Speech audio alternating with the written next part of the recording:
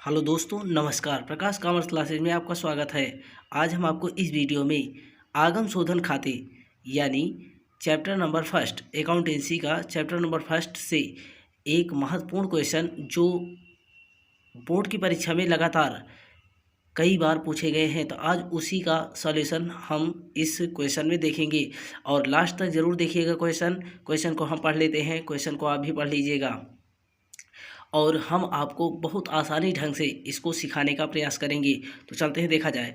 अब इसके बाद में यहाँ पर देख लीजिए, एक क्लब का 31 दिसंबर 2012 को समाप्त होने वाले वर्ष के लिए प्राप्ति एवं शोधन खाता ये दिया गया है। तो प्राप्ति एवं शोधन खाता आप देख लीजिए और उसके बाद में नीचे समायोजन को ध्यान से पढ़िएगा।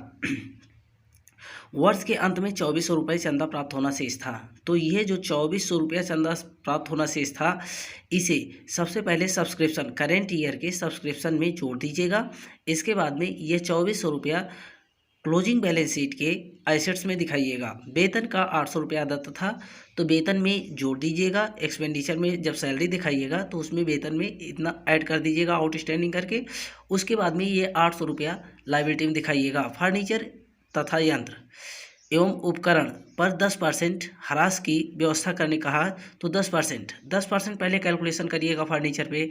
इसके बाद में इसे दिखाइएगा एक्सपेंडिचर में और उसके बाद में जब क्लोजिंग बैलेंस शीट बनाइएगा तो फर्नीचर एंड ये यंत्र और उपकरण जो है उसमें से 10% जो निकाल के कैलकुलेट करके आप एक्सपेंडिचर में दिखाए रहेंगे उसको आप माइनस कर दीजिएगा।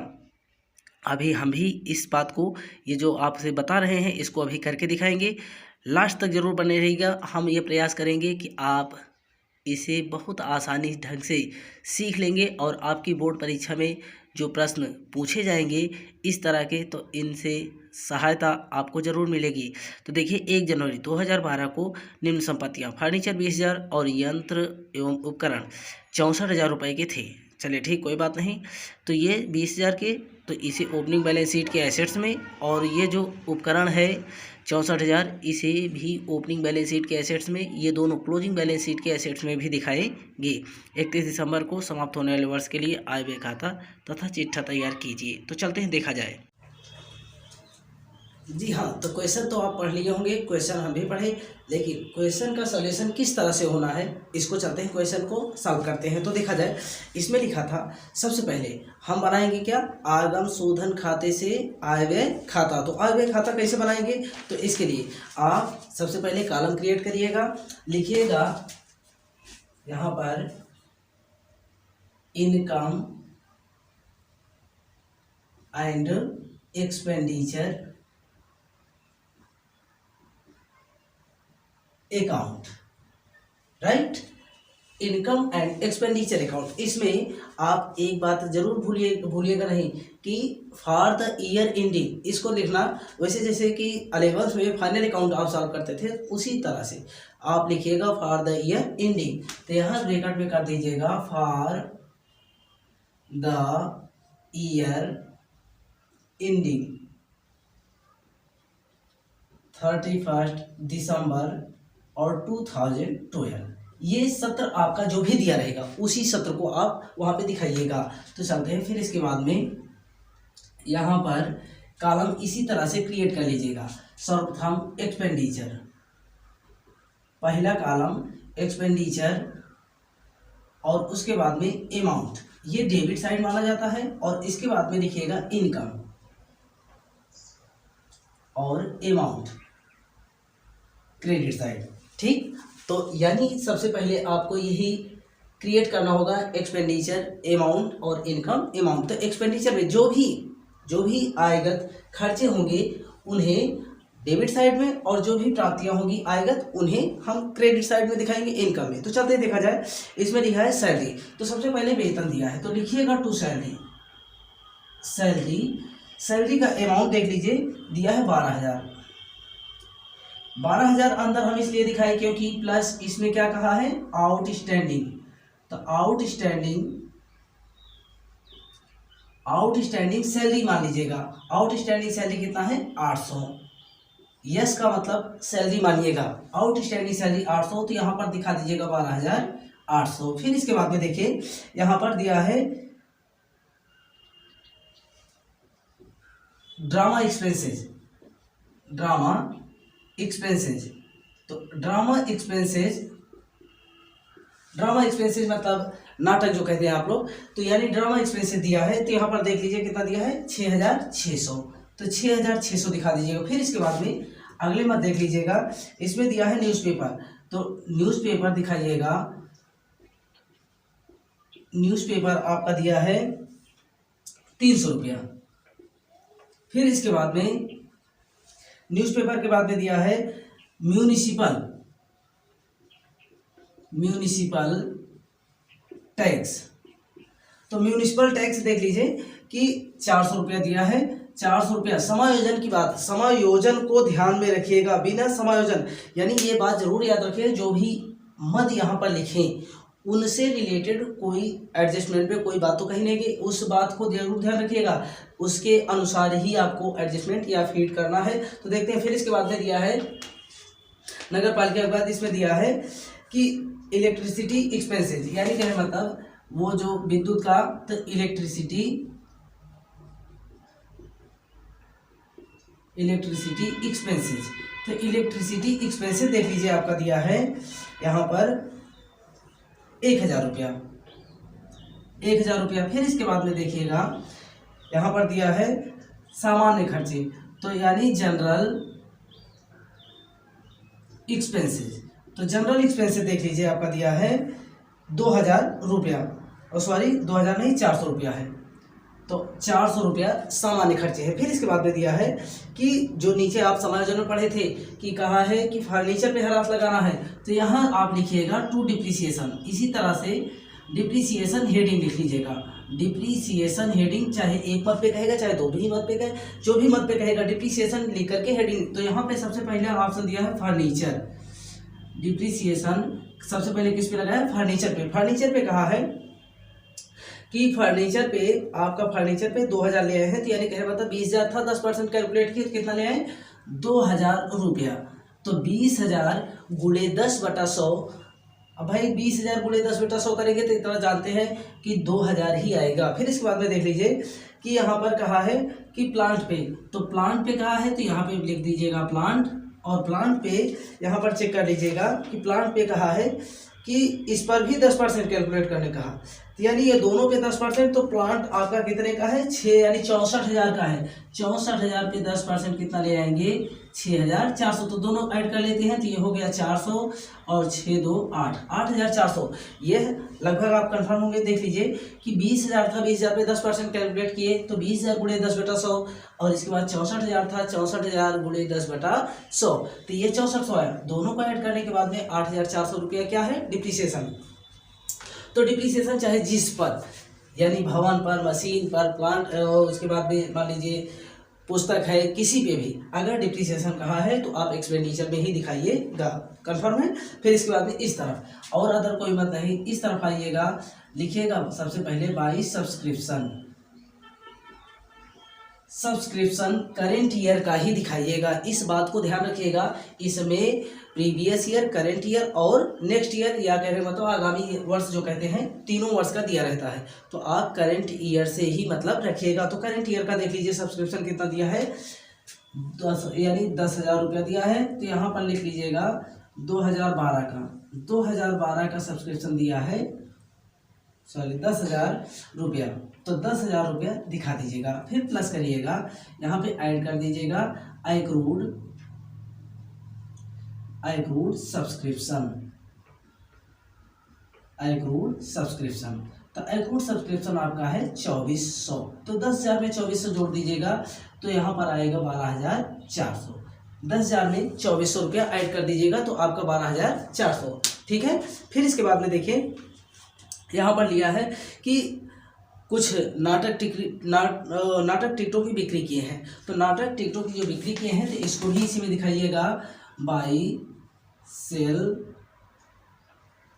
Of drama ticket,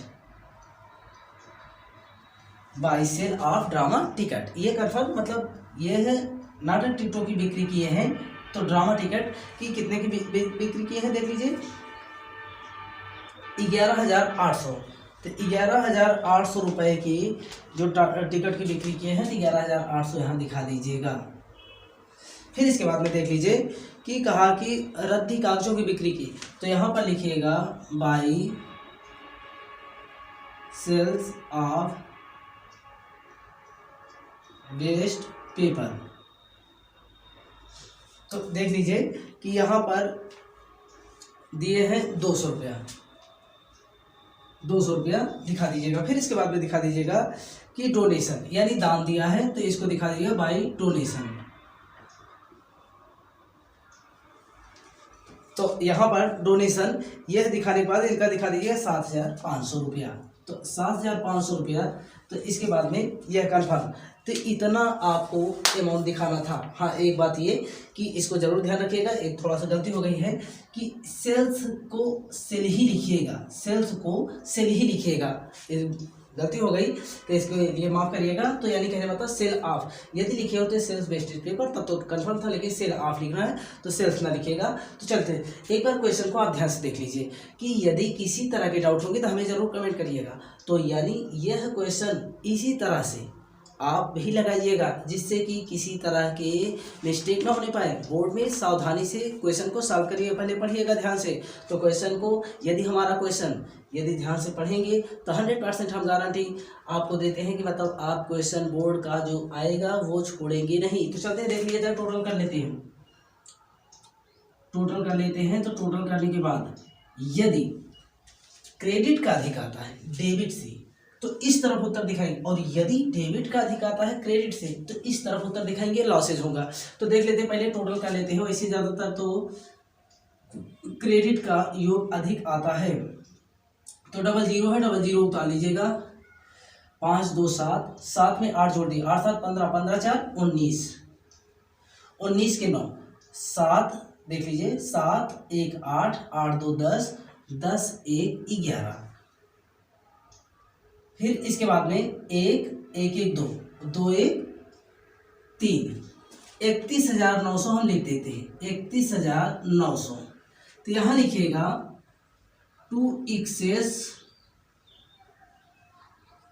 income, to excess income. तो यहां पर दिखा दीजिए एक्सेस इनकम, इनका योग यहां तक टोटल करिए, यहां से यहां तक टोटल करिएगा। टोटल करने के बाद इसमें से लेस कर दीजिएगा, जो कुछ आएगा वही आपका आंसर माना जाएगा। तो यहाँ से यहाँ तक टोटल करिएगा। टोटल करने के बाद में तो चलते हैं, देखा जाए, एक बार टोटल कर लेते हैं।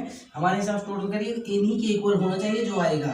तो यहाँ पे 00 हो गया, 4 4 में 4 जोड़े 8 हो गया, 8 में 4, 8 4 12, 12 3 15, 15 6 21, 21 8 29, 21 8 29, 29 में कितना जोड़ दें, तो 29 में कुछ न जोड़ें तो 9 लिख उठेगा, 9 नीचे है तो कोई बात नहीं, तो यानी हासिल 2 लिख देते हैं। फिर 8 1 9, 9 6 15, 15 2 17, 17 2 19, 19 में कितना जोड़ दें कि 21 आ जाए, तो 19 2 21, हासिल 2 ही रहेगा, 1 2 1 3। तो यानी कहने मतलब इनका उत्तर जो आएगा 2000। तो ये कंफर्म है, इनका उत्तर जो आएगा वो 2000, यानी एक्सेस इनकम कितना आएगी 2000, कंफर्म।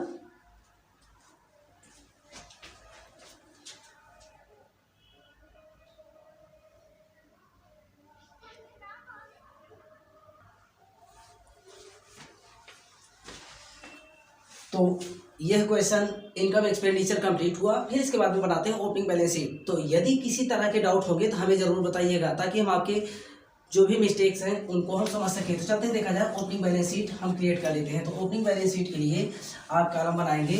ओपनिंग बैलेंस शीट चाहे वैसे भी बना सकते हैं, लेकिन फिर भी आप ओपनिंग बैलेंस शीट के कॉलम क्रिएट कर लीजिए। तो चलते हैं, देखा जाए, यहाँ पर ओपनिंग बैलेंस शीट जनरेट कर लेते हैं। तो देखिए यहाँ पर ओपनिंग बैलेंस शीट, यहाँ लिखिएगा ओपनिंग बैलेंस शीट,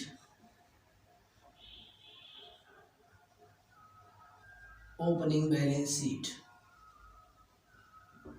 यहाँ पे लिखिएगा ब्रैकेट में एज ऑन।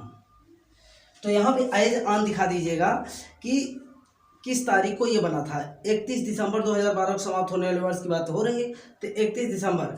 अब इसके बाद में 1 जनवरी, तो यानी इनका ओपनिंग जो मानिएगा तो यहाँ से जनवरी 1 2012। चलिए अब इसके बाद में कॉलम जानते ही हैं बैलेंस शीट के, लायबिलिटीज, अमाउंट, एसेट्स, फिर अमाउंट। तो यहाँ पर